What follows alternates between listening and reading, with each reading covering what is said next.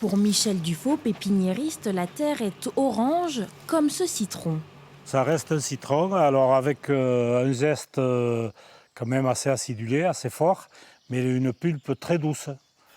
Vous croquez ça comme une mandarine, mais ça reste un citron. Des mandarines géantes, des kumquats minuscules, d'autres en forme de main. Le jardinier vit la tête dans les agrumes depuis une cinquantaine d'années. Son plus vieil arbre, c'est celui-ci, 50 ans au compteur. L'histoire de cet oranger, c'est j'étais chez un client qui me devait un peu d'argent et voilà, il m'a payé avec ça. Il n'était pas à ce stade-là, bien sûr, mais bon, c'est arrangé comme ça. Près de 180 variétés de fruits réparties sur 3000 mètres carrés.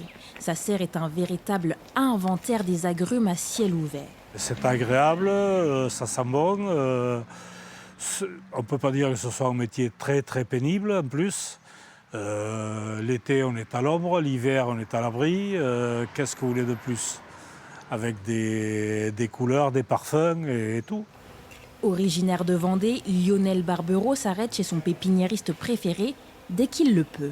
On passait pas très loin, sur le chemin de Saint-Jacques-de-Compostelle. C'était l'occasion de revenir en prendre un. Si l'année prochaine je repasse, je pars dans les Pyrénées, hop, je ferai un petit crochet, quoi.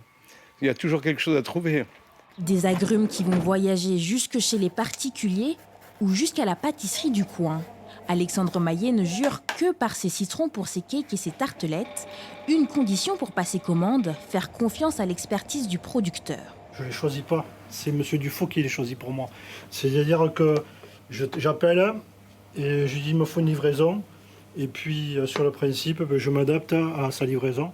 C'est-à-dire qu'en gros, je m'adapte à la nature.